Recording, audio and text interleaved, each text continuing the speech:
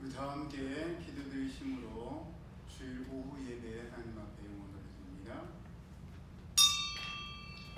자비하시고 은혜로우시며 노하기를 더디하시는 사랑의 하나님, 이 시간 저희들이 함께 모여 하나님의 거룩하심을 찬송하기를 원합니다.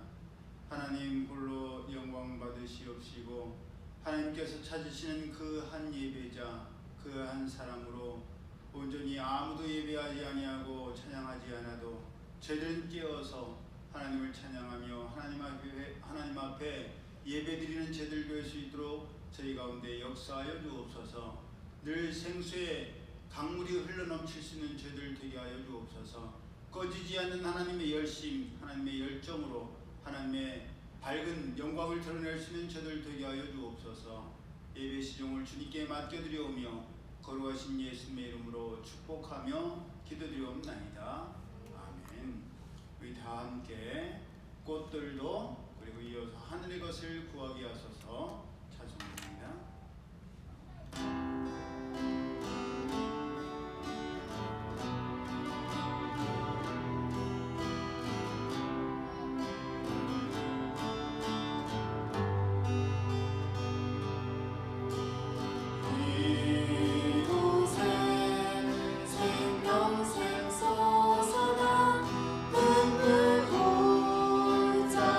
지나갈 때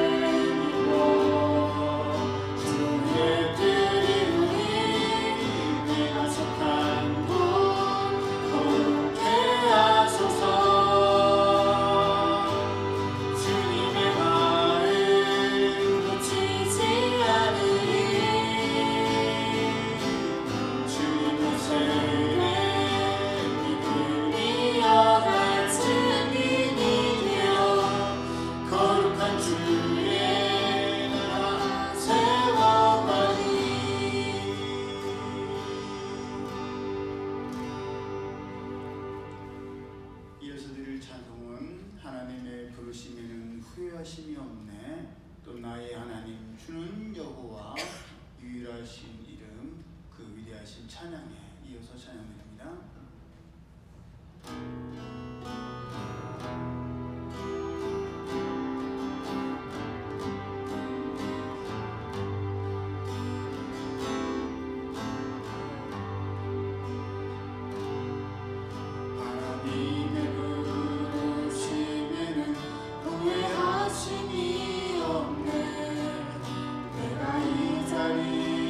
선 것도 주를 부르심이라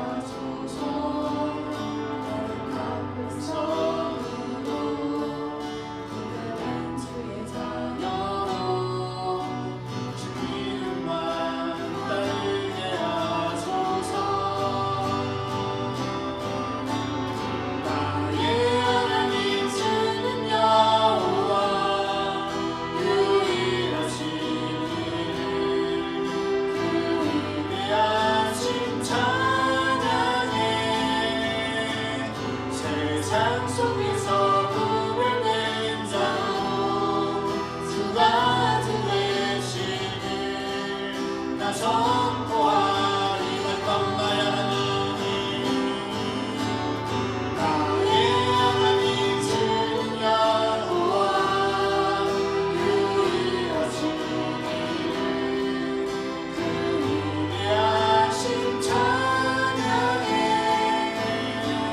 세상 속에서 꿈을 낸 자로 두 가지 외식을 나 선포하리. 말씀 받기 기도합니다.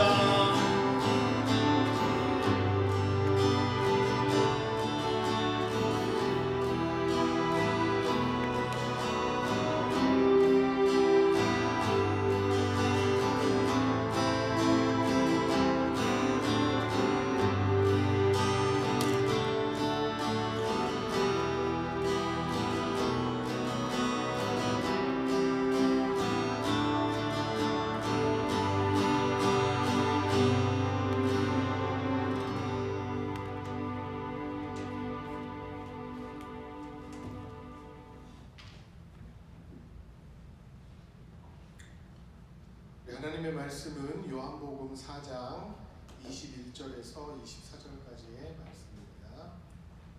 노트 좀 봐주세요.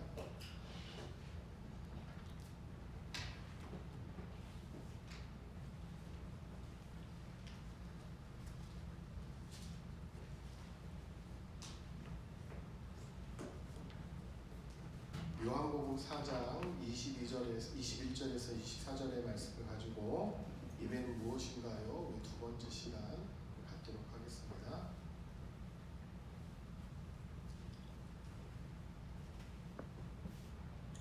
요한복음 4장 21절에서 24절 말씀을 우리 함께 봉독하도록 하겠습니다. 예수께서 이르시되 여자여 내 말을 믿으라. 이 산에서도 말고 예루살렘에서도 말고 너희가 아버지께 예배할 때가 이르리라. 너희는 알지 못하는 것을 예배하고 우리는 아는 것을 예배하노니 이는 구원이 유대인에게서 남이라. 아버지께 참되게 예배하는 자들은 영과 진리로 예배할 때가 오나니 곧 이때라. 아버지께서는 자기에게 이렇게 예배하는 자들을 찾으시느니라. 하나님은 영이시니 예배하는 자가 영과 진리로 예배할지니라. 우리 저번 시간에 배웠던 생각해 보았던 것들을 다시 한번 기억해 보도록 하겠습니다. 우리가 예배라고 하는 것의 의미에 대해서 우리가 이제 살펴보았는데 이 예배라는 말과 혼용되는 말들이 있는데 그 중에 하나가 경배이고 또 하나는 찬양이고 또 예배다. 이런 것들이 혼용되어져서 사용되어지고 또 같은 말을 바꿔서 사용하기도 하고 성경에서는 또 조금씩 의미가 다르게 사용하기도 이제 되어 있는데 그래서 정확한 의미를 우리가 한번 생각해 보도록 하겠습니다. 경배라고 하는 것은 무엇이었습니까? 나 자신을 낮추고 하나님을 높이는 것, 예배의 대상을 높이는 게 경배라고 말씀을 드렸고 찬양은 하나님을 높이는 모든 행위들을 찬양이라고 한다고 했어요. 그래서 우리가 앞에서 아까 드렸던 찬양은 뭐예요? 노래와 악기를 가지고 하는 방법으로 한 찬양이다라는 그런 의미예요. 그래서 성경에서는 여러 가지 찬양이 존재하는데 그 방법들이 뭐냐면 뭐 손뼉을 치면서 하는 찬양도 있고 심지어는 침묵으로 하는 찬양도 있어요. 하나님을 간절히 바라는 그 마음으로 침묵하는 이것도 찬양이 된다라고 성경에서는 이야기를 하고 있습니다. 이렇게 조금씩 차이가 나는 거예요. 예배라고 하는 것은 무엇인가 하면 한마디로 얘기하면 하나님께서 하신 모든 최상의 가치를 예배의 자인 내가 그분을 높이고 나는 그곳에서 없어지는 것이 바로 예배다라고 말씀을 드렸습니다. 그래서 우리가 이러한 개념으로 생각할 때 예배는 오직 하나님만을 바라보고 하나님만 높이는 것이 예배인 겁니다. 내가 어떤 것으로 주님을 위해 해드리는 것이 예배가 아니다라는 거예요. 우리는 마치 예배를 착각하고 있어요. 내가 무언가를 해야지 그게 예배다. 행위가 먼저 드러나는 것으로 우리는 예배를 착각하고 있다라고 이야기 드리는 것입니다. 주님이 내게 베풀어 주신 그 은혜를 기억하고 그분만을 높이는 모든 것이 배운 것입니다. 그렇기 때문에 예배는 하나님께서 하신 모든 가치 있는 것들, 그것이 무엇이에요? 하나님이 우리의 주인 되시고 예수 그리스도를 이 땅에 보내셔서 우리의 가장 큰 문제인 하나님과 교통하는 문제를 해결하고 우리의 죄의 문제를 해결하고 우리에게 영생을 주시기 위해서, 그리고 그분 대신 오신 성령님을 통해서 지속적으로 계속적으로 소통할 수 있게 해주신 그 아주 높은 그 가치들을 우리가 높이면서 그곳에서 나는 없어지는 것이 바로 예배인 것입니다. 우리가 예배드리는 것은 우리가 바로 죄인이기 때문이다라고 생각해 보았습니다. 내가 죄인임에도 불구하고 예수 그리스도의 그 십자가의 사랑으로 나를 의롭다고 여겨주신 그분을 높이기 위해서, 말씀이 나를 지배하기 위해서, 그 말씀을 통해서 내가 죽기 위해서 하나님 앞에 드리는 최상의 가치가 다 무엇이다? 예배다라는 것이에요. 그래서 우리가 알고 있는 예배는 많은 부분에서 협소한 의미를 가지고 있었던 겁니다. 성경에서 말하는 예배라고 하는 것은 바로 이러한 것이 모두 다 예배입니다. 우리 한국교회에 아주 칭찬할 만한 것이 있습니다. 그건 뭐냐면 회중과 함께 드리는 예배, 즉 공적인 예배를 굉장히 강조하고 있다는 것은 너무나 중요한 사실이고 너무나 중요하게 다뤄져야 될 부분이라는 것은 저도 확신하고 있습니다. 그러나 우리 한국교회가 아직까지 가르치지 못하고 있는 것이 있는데, 그게 뭐냐면 내 삶이 예배가 되어야 된다는 것에 대해서는 잘 이야기를 하고 있지 않아요. 말씀대로 살아야 됩니다, 이렇게는 이야기하고 있지만 여러분의 삶 자체가 예배가 되어야 됩니다, 이렇게 얘기하는 한국교회들은 아직 적다라는 말씀입니다. 우리가 공적 예배를 굉장히 중요하게 생각하고 그것을 하나님 앞에 드리는 것만큼 여러분 삶, 여러분 시간 단 1분 1초라도 하나님께 드려지는 예배에서 벗어나서는 안 된다라고 하는 그 삶의 예배에 대해서도 이번 우리가 같이 공부하는 시간을 좀 구체적으로 가질 건데, 이 삶의 예배도 굉장히 공적 예배만큼 중요한 것입니다. 여러분, 그것은 바로 삶 속에서 내가 산 제물이 되어야 되기 때문에 그런 거예요. 산 제물로서 나의 삶을 보고 다른 사람들이 예수님을 믿고 싶다라고 하는 그러한 그리스도인의 증인된 삶을 살아야 되기 때문에 우리는 우리의 삶이 예배가 되어야 되는 것은 너무나 당연한 것입니다. 그래서 이번 시간까지는 우리가 좀 공부하는 식으로 좀 갈 건데요. 오늘 이 시간부터는 예배란 무엇인가에 대해서 어원적인 의미에서 좀 찾아보려고 합니다. 그래서 오늘 시간이 좀 넉넉해서 구약에 나오는 예배의 개념, 그리고 신약에 나오는 예배의 개념, 그리고 오늘 현재 우리가 쓰는 예배의 개념들에 대해서 그 원래 어원들이 어떤 거였나를 좀 살펴보면서 예배가 무엇인지에 대해서 한번 묵상해보고 생각해보는 시간을 갖도록 하겠습니다.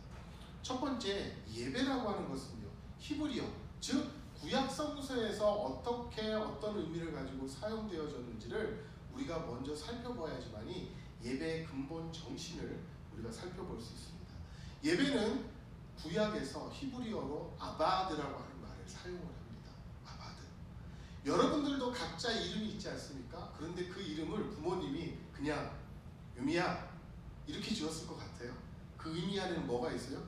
뜻이 있단 말이에요. 유미라고 지은 분명한 이름의 뜻이 있을 거예요. 진우라고 이름을 지은 그 진우라고 하는 말에 이름의 뜻이 있어요. 그리고 거기에 부모들은 마음을 담고 어떻게 해요? 그 이름대로 자라나주기를 바라는 거란 말이에요. 마찬가지예요. 히브리 사람들은 이런 사상을 가지고 있었어요. 그래서 이름뿐만 아니라 지명, 어떤 말을 만들 때 그 속에 무엇을 담아놓은 거예요? 뜻과 의미들을 담아놓은 거예요. 그래서 우리가 구약이나 특히 구약을 볼 때 어원 연구를 많이 하는 이유가 바로 여기에 있습니다. 그 단어가 쓰여진 분명한 이유와 목적이 그 안에 단어 안에 담겨져 있는 거예요. 그래서 이 아바드라고 하는 말은 무슨 말을 할 때 쓰는 말이냐면 내가 아닌 타인을 위해서 내 자신을 바쳐가면서 그 타인을 이롭게 하는 행위를 할 때 쓰여진 말이 뭐냐면 바로 이 아바드, 예배한다라고 하는 거예요. 그러면 하나님께서 이것을 보실 때 예배라고 하는 것을 인간들에게 가르치고 싶었을 때 어떤 의미였을까요? 어떤 마음이셨을까요? 죄인 된 우리가 우리 존재 자신들을 바쳐가지고 하나님을 아주 이롭게 만들기를 원했던 그러한 모습으로 예배드리기를 소망하셨다는 거예요. 그래서 이 아바드라는 말을 우리에게 주신 게 바로 그 하나님이다라는 거예요. 그런데 중요한 것은 우리가 예배하면 뭐 같아요? 명사 같아요? 동사 같아요? 명사 같죠? 우리말은 명사예요. 그런데 히브리어나 헬라어는 뭐예요? 다 동사예요. 예배가 뭐예요? 예배하다인 겁니다. 예배라는 말이 아니라 예배하다예요. 그래서 이 아바드라고 하는 말은 동사예요. 그래서 무슨 뜻이냐면 원래는 이것을 타인을 위해서 자신의 존재를 바쳐서 타인을 이롭게 하는 행위를 표현할 때 쓴 말인데, 그럴 때 어떨 때? 일할 때, 무엇인가를 만들 때, 복종할 때, 섬길 때 쓰던 말이 바로 이 아바드라고 하는 말이에요. 그래서 이거는 명사가 아닌 동사예요. 내가 하는 거예요.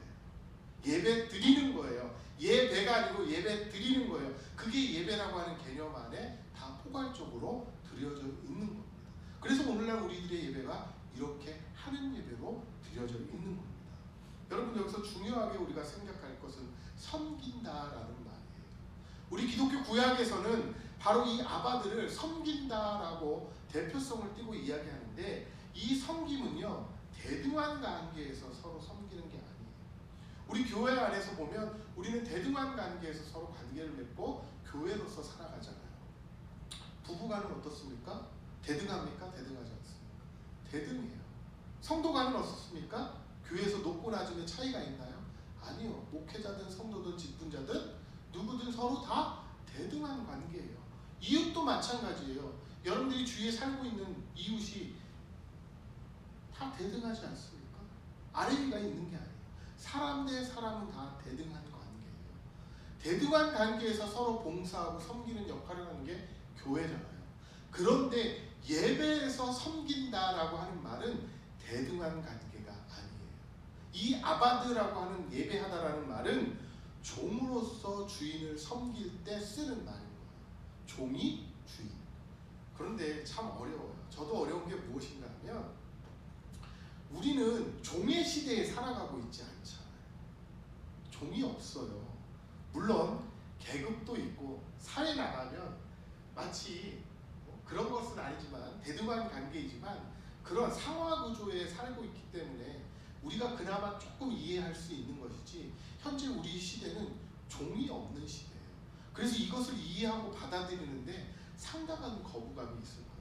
아마 저희 아들, 딸도 마찬가지예요. 너는 하나님의 종이야 그러면 거부감부터 느껴요. 왜냐하면 나는 지금 종의 시대에 살아가고 있지 않기 때문에.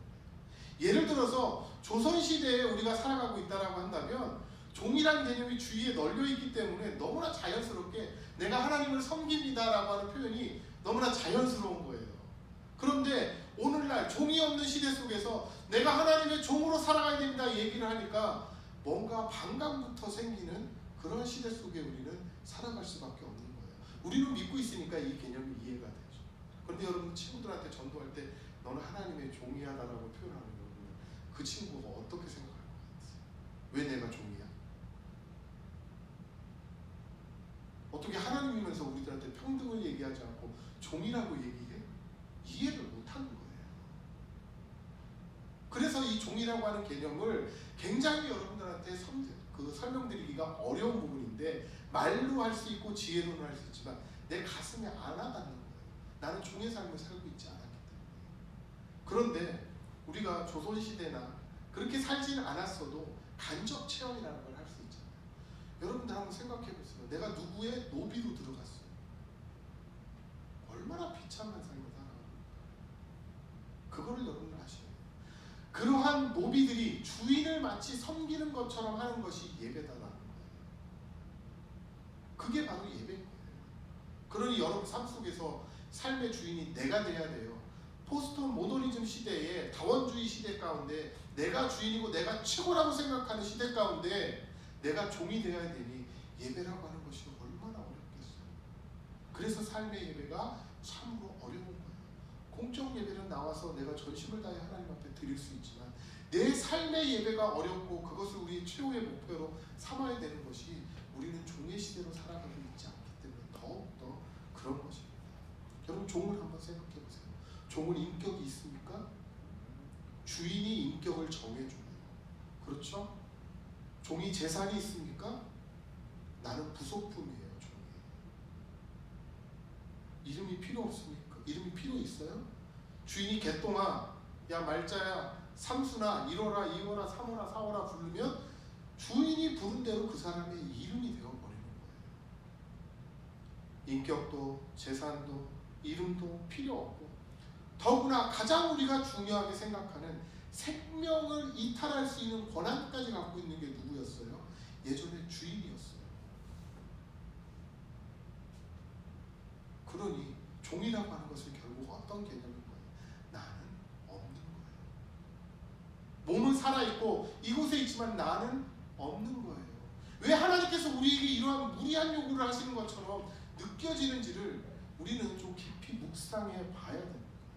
섬긴다라고 하는 것, 하나님을 섬긴다라고 하는 것은 하나님 앞에서 내 인격도 내 재산도 내 이름도 내 생명까지도 다 필요 없는 거예요. 오직 그분만을 높이고 나타내는 게 바로 예배라는 거예요. 그러니까 여러분들 삶을 살아가시면서 어떻게 드리는 게 삶의 예배일까요? 내가 이 세상에서 살아가기 위해서 어떤 일을 해요. 근데 그 일을요, 내가 살아가기 위해서만 하면 안 된다는 거예요. 어떻게 해야 됩니까? 아, 이 일조차도 하나님께 영광 돌리기 위해서 내가 해야지. 내 밑에 부하 직원들도 하나님 섬기듯이 해야지. 나의 상사들도 내가 하나님처럼 섬기듯이 해야지. 그러면서 그리스도인으로서 최선의 삶을, 최고의 삶을 하나님께 드리면서 살아가야 되는 거예요. 그게 바로 삶의 예배가 되는 것입니다. 여러분, 히브리어의 그 아바드라는 말은 이런 개념인 거예요. 종이 하나님을, 주인을 섬기는 것처럼 하는 게 바로 이 아바드라는 말이고, 두 번째로 히브리어에서 쓰인 말이 뭐냐면 샤하라고 하는 말이에요. 샤는 자 어떤 뜻인가 볼까요? 온 사지를 완전히 납작 엎드리는 것을 의미할 때 사용했던 단어가 뭐냐면 바로 이 샤하라는 거예요. 그러니까 예배는 뭐예요? 하나님 앞에서 내 온 사지를 다 엎드리는 것을 의미하는 거예요. 그만큼 뭐 하는 거예요? 자기 자신을 낮출 수 있는 만큼 최대한 낮추는 행위가 이 샤라고 하는 예배하다라는 개념입니다. 그래서 이 샤라는 말을 절하다, 오늘 예배는 다 명사가 아닌 동사입니다.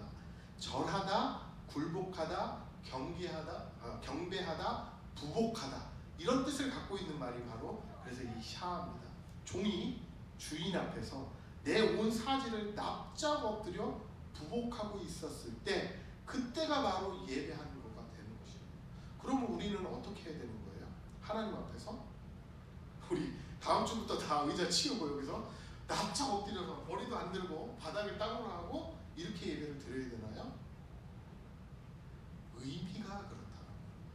여러분들 여기서 앉아서 찬양하고 말씀 듣고 우리가 기도하고 하지만 우리의 마음의 자세는 어때야 된다는 거예요? 예배 가운데 내 자신을 낮출 수 있는 최대한으로 낮춰서 하나님을 높이는 모든 행위들을 해야 된다는 거예요.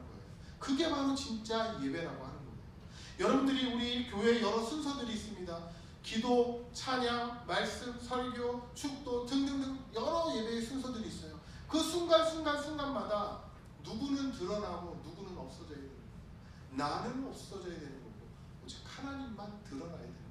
그만큼 내 자신을 납작 엎드려야 되는 거예요. 그러므로 삶의 예배를 드리기 위해서 어떻게 되는 거예요? 마음 중심에는 늘 납작 엎드리는 하나님 앞에서 그 마음의 자세가 굉장히 중요하다는 거예요. 그것이 바로 하나님을 예배하는 것이다라는 거예요. 그때 종은 없어지고요. 더 이상 종의 모습은 보이지 않고요. 주인만 보이는 겁니다. 여러분 한번 왕이 있다라고 생각을 해보십시오. 왕 앞에 나가서 어떻게 해요? 옛날 사람들 다 부복하죠. 엎드려서 머리를 조아리고 있어요. 고개도 안 들어요. 왜 그렇습니까? 그 사람들의 모습은 더 이상 보이지 않고 누구의 권위를 인정해 주는 거예요? 왕의 권위를 인정해 주는 거예요. 그게 예배다라는 거예요. 나는 낮아질 수 있는 만큼 낮아지고 왕이신 나의 하나님만 돋보이게 만드는 거예요. 그분이 킹이 되시는 것, 그게 바로 샤하의 개념이다라는 거예요. 예배자들이 나의 전부를 가지고 최대한의 존경의 표시를 하는 게 바로 이 샤합이라는 것입니다.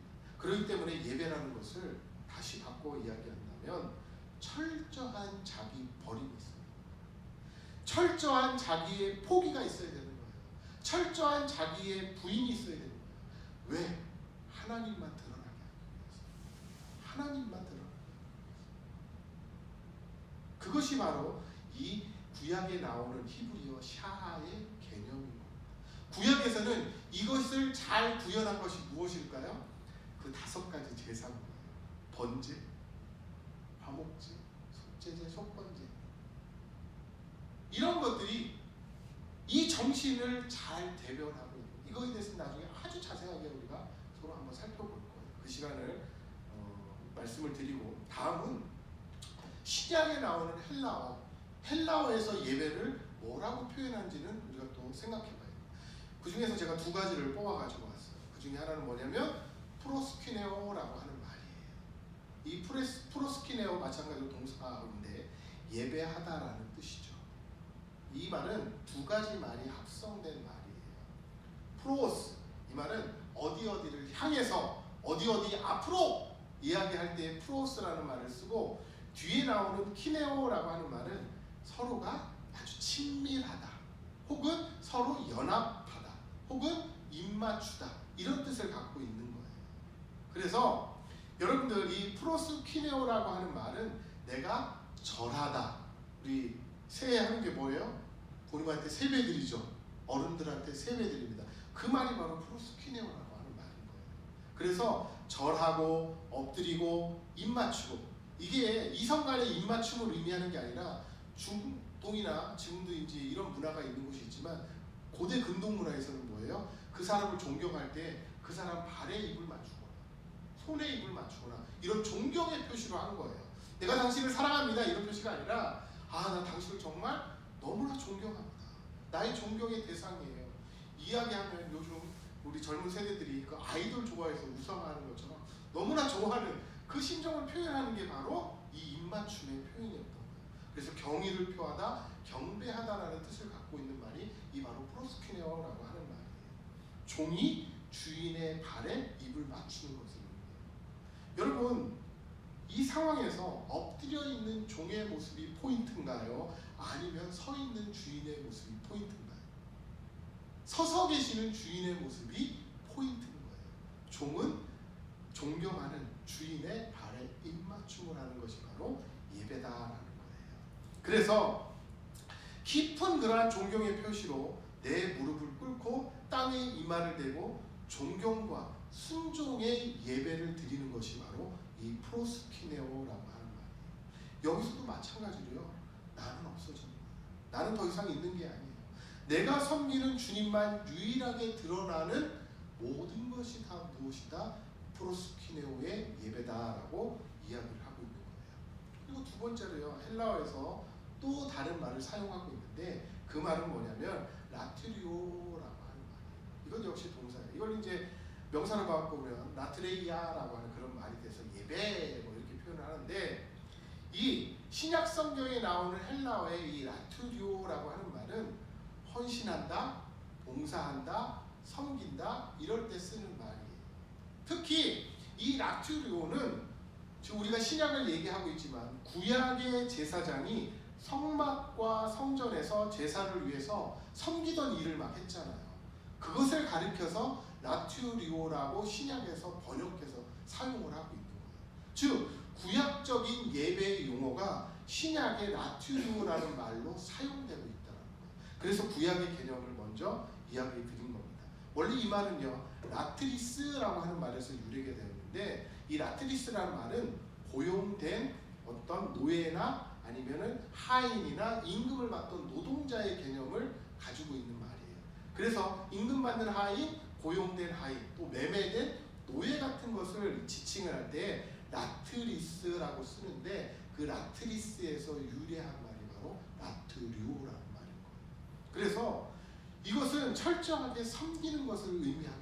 그런데 어떻게 섬기느냐? 유일성을 강조합니다. 앞에서 본 섬김하고는 좀 다른 섬김인 거예요. 뭐냐면 내가 섬길 때 그 섬김의 대상이 내가 섬기는 사람이 어떤 유일한 사람이다. 하나밖에 없는 사람이다. 이러한 개념으로 사용하는 것이 바로 이 라티오루오라고 하는 말이에요. 그래서 이 말을 우리가 성서에서 사용할 때는 내 평생 동안, 내 일생 동안 오직 한 사람, 나는 한 주인만, 즉 나는 한 주인이신 나의 예수 그리스도만을 섬긴다라고 하는 그 유일성을 강조하는 것이 바로 이 예배한다라는 라티오루오의 개념인 거예요.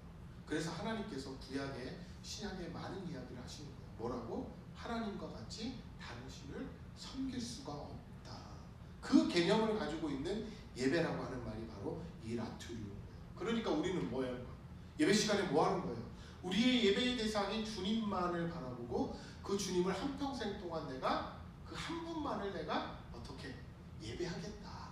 이런 선포를 하는 게 바로 예배의 진정한 의미다라는 거예요. 여러 신을, 예를 들어서 다신을 믿는 민족들이 많이 있잖아요. 나는 하나님도 믿지만 부처도 믿고 성당도 다니고 저기 가서 점도 보고 이거 안 된다는 거예요. 그게 예배가 아니라는 거예요. 예배자들은 그런 모습을, 그런 삶을 살아서는 안 된다는 거예요.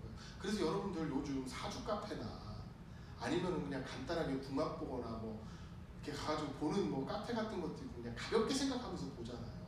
근데 참되게 예배하는 자들은 그렇게 해서는 안 된다는 거예요. 그거조차 성경에서 이미 다 이야기하고 있는 거예요. 예배가 이렇게 폭넓은 개념으로 사용되어진다라고 하는 거예요. 하나님과 같이 다른 우상을 섬기는 일을 하지 않겠다라고 고백하며 하나님께 나아가는 것이 뭐다? 예배다. 그게 바로 예배의 개념이다. 근데 우리는 예배하면 뭐부터 떠올라요? 항상 공적 예배. 그거부터 떠오르잖아요. 그런데 예배의 가장 근본, 밑바탕에 있는, 예를 들어서 뭐 음악으로 얘기하면, 드럼으로 얘기하면 우리 킥베이스, 뭐 베이스 기타로 얘기하면 베이스 기타, 밑에 근음으로 쫙 반석처럼 깔리는 그런 것이 뭐다? 바로 이러한 개념이라는 거예요. 여기 위에 찬양송가도 하는 거고요. 예배의 순서도 만들어가는 거예요. 이 개념 안에서 다 출발된 것이 바로 예배다라는 거예요. 자, 그렇다면 우리가 구약 성서인 히브리어의 아바드와 샤의 개념에 대해서 보았고, 신약 헬라어로 쓰여진 이 프로스키니어라고 하는 말과 이 라티리오라고 하는 말에 대해서 우리가 생각해 봤잖아요. 그럼 오늘날 우리가 쓰여지는 예배는 영어로 뭐라고 하죠? 워십이라고 하잖아요. 이 워십이 무슨 뜻인지 아세요? 우리는 말은 알고 있지만 뜻에 대해서는 잘 생각을 안 해봤죠. 그냥 뜻은 예배야 이렇게 했는데, 원래 이 말이 만들어진 게 된 것이 있어요. 그게 뭐냐면 원래 이 말은요, 워스라고 하는 말과 쉽의 합성어예요. 그래서 워십을 만든 건데, 이 워스라고 하는 말은 뭐예요? 가치 있는 거, 가치라는 뜻이잖아요. 쉽은 뭐예요? 내 신분을 나타내는 거예요.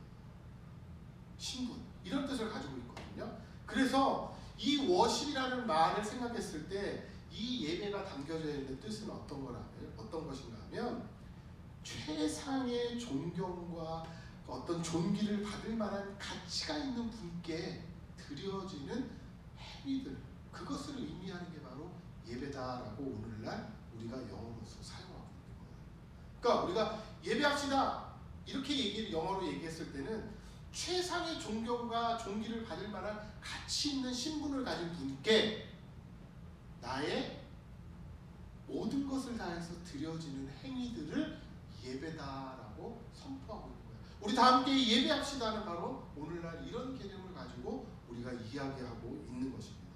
결국 이 워십이라고 하는 말은 가치를 어떤 대상에게, 우리는 하나님이죠, 그 하나님께 돌려드리는 게 바로 예배다라는 거예요. 최상의 가치를 최고의 하나님께 드리는 것이 바로 무엇이다? 예배다. 그래서 예배 대상의 가치에 맞는 합당한 것을 우리가 하나님께 드리는 것이, 하나님께 올려드리는 것이 바로 예배다라는 거예요. 그러니까 여러분들 우리가 조심해야 될 게 뭐예요? 교회 와서 주일 예배 드리면 예배 드렸다라고 생각하면 그건 반쪽짜리 예배가 될 수 있어요. 왜? 이런 마음 없이 찬송하라니까 하고, 그래서 명목상의 그리스도인들이 많이 한국교회에 등장했잖아요. 교회만 나오면 예배 드리는 거예요. 착각하고. 이러한 구약의 개념, 신약의 개념, 또 오늘날 우리가 쓰는 이 예배의 개념이 우리 예배 가운데 있지 않다라고 하면 그것은 진정한 하나님 앞에 오늘 말씀과 같이 영과 진리로 하나님 앞에 드려지는 예배가 되지 않는다라는 거예요. 그것은 뭐예요? 출석하는 교인이 잘못하면 될 수 있다라는 거예요. 명목상의 그리스도인이 될 수밖에 없다라는 거예요. 믿음이 없는 그리스도인들을 양산할 수밖에 없는 것이 되는 거예요.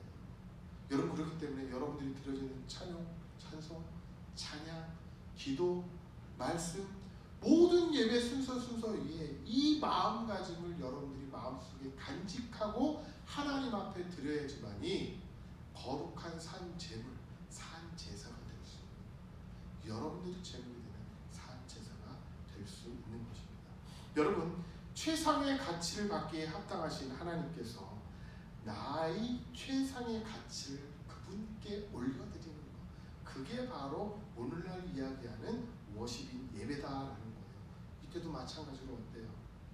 나라는 존재가 어때요? 있는 걸까요? 예배 가운데 나라는 존재가 존재하는 걸까요? 아니란 말이에요. 오직 누구만? 하나님만 드러내는 모든 것이 바로 예배다. 그래서 제가 경배와 찬양과 예배의 부분을 그렇게 해놓으신 거죠. 그렇게 해놓은 거예요. 그게 바로 성경에 나오는 예배의 말씀입니다. 그렇다면 우리가 구약의 이 아바드 샤하, 그 다음에 우리 신약의 프로스키네오라고 하는 말과 라트리오라고 하는 이 말, 그리고 오늘날 워십이라고 하는 이 말의 공통점을 한번 좀 찾아보죠. 공통 분모가 뭐라고 생각하세요? 히브리어의 아바드 샤하, 헬라어의 프로스키네오 라트리오, 영어의 워십, 이들의 공통 분모가 무엇일까요? 그 뭐예요? 모두 다 종이 주인을 섬길 때 사용한 용어로서 어떤 개념을 갖고 있는 거예요? 오직 하나님만. 꼭 기억하십시오. 예배는 가장 큰 타이틀이 무엇인가 하면, 가장 중요한 것이 무엇인가 하면 오직 누구만? 하나님만. 여기서 예배를 인도하는 나만, 나도 이게 아니라는 거예요. 여기서 드럼치는 우리 유민이만 아니란 말이에요. 뭐예요? 예배는 오직 하나님만. 이 개념이, 이 마음이 여러분 중심에 있기를 하나님께서는 원하시는 거예요. 이 수많은 예배 가운데 오직 하나님만 계시기를 소망하는 게 바로 하나님께서 여러분들에게 가르쳐 주신 예배의 어원적인 의미라는 거예요. 우린 이것을 지켜나가야 돼요. 저는요, 유미의 말의 뜻을 잘 모르기 때문에 모르지만 엄마 아빠가 부를 때는 그 마음속에 그 뜻이 있을까요? 없을까요? 있는 거예요. 유미야, 유나야, 유민아, 진우야, 죄송하지만 진아야, 나와. 이 의미들이요, 제가 감히 큰 사모님 성함은 모르겠어요. 그렇지만 그러면 이 말에는요, 의미가 담겨있듯이 이 예배에도 이런 의미가 담겨있는 거예요. 이런 의미를 담아서 우리가 하나님 앞에 예배드려야 되는 거예요. 오직 하나님만. 이것은요, 예수님을 믿은 사람만 이해하는 말이에요. 왜 나는? 내가 종이야? 이런 반응을 하는 사람들은 그 마음 가운데 아직도 구원의 확신을 다시 한번 점검해 봐야 돼요. 우리가 이 말을 이해하고 이 말이 너무나 소중하게 느껴지는 것은 그 마음 가운데 누가? 주님이 계시기 때문에 가능한 겁니다. 그렇기 때문에 여러분들 수많은 예배 속에서 꼭 기억해야 될, 마음의 중심에 잃지 말고 늘 간직하고 있어야 되는 그 말은 바로 오직 하나님만, 오직 주님만. 이것이 바로 예배의 핵심이자 공통사명이라는 거예요. 결국 오직 하나님만이라고 하는 것은 예배하는 예배자는 없어지고 예배의 대상인 하나님만 온전히 이 예배 속에서 드러나게 하는, 그게 바로 예배다라는 거예요. 그래서 여러분들 복음성가하고 찬양을 구별하는 사람들도 있는, 찬양은 뭐예요? 가사 전체가 다 하나님께 드리는 걸 찬양이라고 합니다. 그리고 복음성가는 뭐예요? 거기에 내 고백도 들어가고요, 전도하기 위해서 가사도 그렇게 쓰고요, 그런 거 다 복음성가로 부르는 거예요. 오직 하나님만. 예배자는 없어지고 찬양하는 그 사람들은 이곳에서 하나도 보이지 않고 없어지고, 누가? 그 찬양의 멜로디와 가사와 악기와 찬양하는 그 몸짓 가운데 드러나는 하나님만 보이는 것이 바로 진정한 예배가 되는 것이다. 여러분들 이러한 의미를 꼭 담아서 여러분의 삶 속에 여러분들이 이제 배웠으니까 세상에 이것을 배우지 못하는 많은 사람들이 있어요. 많은 그리스도인들이 있어요. 여러분들이 이제 말씀을 통해 알았으니까 나의 찬양의 한 소절 한 소절 고백, 내가 읽는 하나님의 말씀 한 구절 한 구절, 내가 드리는 하나님 앞에 드리는 기도 한 소절 한 소절 다 어떤 오직 하나님만, 오직 하나님. 이게 바로 하나님께 드려지는 진정한 완성된 예배임을 꼭 기억하시고 이런 예배를 통해서 하나님을 만나시고 그 하나님께서 왜 내 주인이 과연 되시는지에 대해서 깊이 깨닫고 묵상하는 날마다의 삶. 그래서 여러분들의 삶 자체가 예배하는 삶이 되기를 간절히 축원드립니다. 오늘 말씀에 의지해서 우리 다 함께 같이 기도합니다.